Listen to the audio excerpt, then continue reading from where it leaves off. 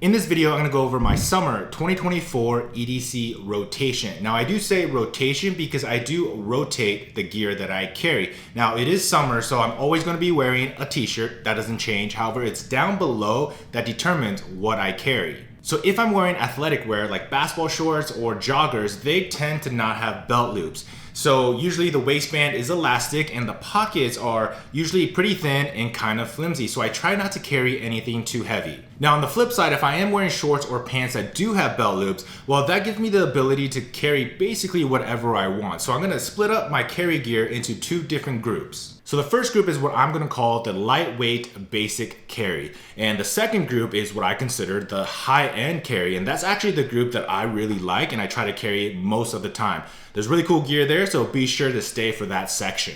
But let's just jump right into it and start with the lightweight basic carry. And we can first take a look at what would be on my wrist, and that would be an Apple Watch Ultra 2. Now you guys all know what an Apple Watch can do, so I'm not gonna get into that. But the reason why I like the Ultra 2 specifically is because of the battery life. The battery life on the Ultra 2 can go up to 72 hours, and I can easily get 2.5 days out of this watch. Now I've had other Apple Watches in the past, but the biggest struggle that I've had was battery life. It could barely last a full day. Now, if you are trying to track your activity and your sleep, you get into this weird situation of when do you actually get to charge that watch? So 72 hours on this watch is definitely a game changer, at least for me. And if you are looking to get an Apple Watch, this is the one to get. Now, the other cool feature about this watch is actually this orange button, which is the action button. Now, what this does for me is it sets waypoints. So if you're out hiking or even if you're parking in a parking structure and you wanna set your waypoint, you can click the action button and it will set your location so you can always find your way back. Really cool feature. Now, the downside about this watch, or really any smartwatch, is that it doesn't work really well with tattoos. So as you can see, I do have tattoos all the way down to my wrist, and the sensors on all smartwatches just doesn't work well with tattoo ink. So I like to wear my watches on my left wrist, and the tattoo always affects the sensors in the back. Whenever I'm wearing it, it always locks and I have to set my password. So after realizing that smartwatches don't really work well for me, it actually kind of pushed me into wearing more mechanical watches, which I actually really love. And I'll talk more about this in the next section. All right, so we can move on to my knife. Now, if you're not carrying a knife every single day, you're actually kind of missing out because it's a lot more useful than you might think, from opening up packages to breaking down cardboard to throw away. So a few years ago when I was living in California, which has very strict gun laws, I sort of got really into knives and I started growing a pretty large collection of knives and I have a lot to choose from. But for my summer everyday carry, I'm going with the Benchmade 940. So this version is a limited edition from Blade HQ, which has Jade G10 scales, a DLC blade, and M4 blade steel. So it's a pretty tough, lightweight knife. And I love the way that this knife looks. It's probably my favorite thing about it.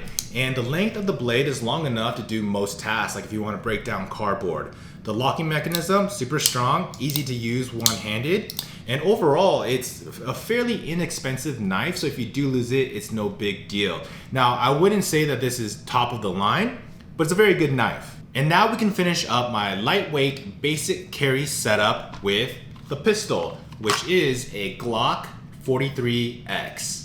Now there are some modifications to this pistol. So first off, I have an aftermarket Arc Division reactor ported slide and barrel. So this is a really cool setup with the custom ported slide and barrel. I did do a full review about this package, so if this is something that you are interested in, be sure to watch that video. But like I was saying, it does have the Arc Division reactor kit and has a Holosun EPS carry with a green dot, which is my preferred color. This has Overwatch precision trigger, an aftermarket beaver tail, and an Empire magwell. And I do carry all of this in a tier 1 Axis Elite holster. I do use the factory 10-round mag, and for the spare, it's also the factory mag with an Arc Division extension. Oh yeah, and if you do want me to make a specific video about this Glock 43X build, leave a comment down below and I could definitely do that. But overall, this is actually a really good setup, and honestly, you could use this year round. It doesn't have to be just for summer. In fact, all the items that I mentioned in this group are really good. They have a lot of value for the money. They're reliable, dependable, lightweight, and comfortable to carry. You really can't go wrong with any of these. So that closes out my lightweight basic carry. Now, if you want more details about any of the items that I mentioned, I will write a full article which is linked down below. And now for my favorite group, which is the high-end carry. And I'm gonna say this right off the bat. I already know a lot of you will say that these items are overkill. They're too expensive. You can do way better for less. And I agree, I get it. I definitely understand that thought. But for me, I like high quality craftsmanship. I like superior accuracy. I like precision machining. And that's what all of these items are. So I definitely get that maybe some of you will not want to carry these items. That's your choice and that's totally fine. But I also have a choice to carry these items. So let's get started. Let's start it off again with what's on my wrist. What I have here is the Rolex Explorer with the polar dial, and this is my favorite Rolex and what I believe is the perfect everyday carry Rolex. And this is actually not a very popular model for Rolex. When most people think about Rolex sports models, they're gonna say the Submariner or a GMT Master 2. Not many people have or know about the Polar Explorer 2, and there's something about that I actually really love. And I know this is not a watch channel, so I'm gonna try to keep my nerdiness down to a minimum, but there's a lot of other reasons why I love this watch. Another reason is the movement. Now the accuracy on this movement is a plus or minus 2 seconds, and I actually have measured it and it is spot on. So this movement right here is super accurate.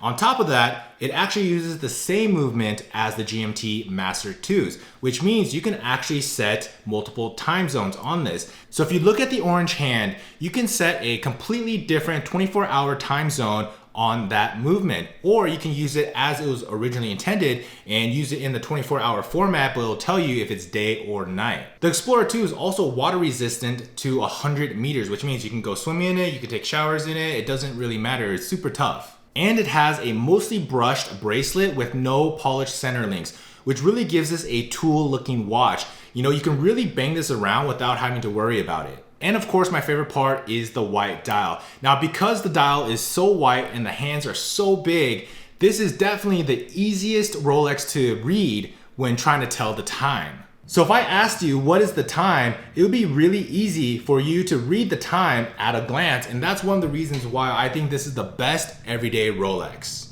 So I do want to touch on the buying process of getting a Rolex. So if you're in the market for a Rolex, you've probably realized that it's very difficult to get a Rolex from an authorized dealer. Now, what most people end up doing is buying on the gray market or the secondhand market. Now, typically those prices on the secondary is 20, 30, 40%, maybe even 100% greater than what the retail price is. Now, I was lucky enough to be able to buy this Explorer 2 at an authorized dealer. So I paid retail for this. Now, with that said, for the Explorer 2, because it's an unpopular model, or at least not as popular, the secondary market or the gray market price for an Explorer 2 is really not that much more than retail pricing. So if you don't want to play the waiting game with your authorized dealer, going gray market on Explorer 2 is not a bad option for this model. And now onto the knives. So there's actually two knives that I kind of switch back and forth from. Now these are both from Chris Reeve Knives. I have the Umnumzan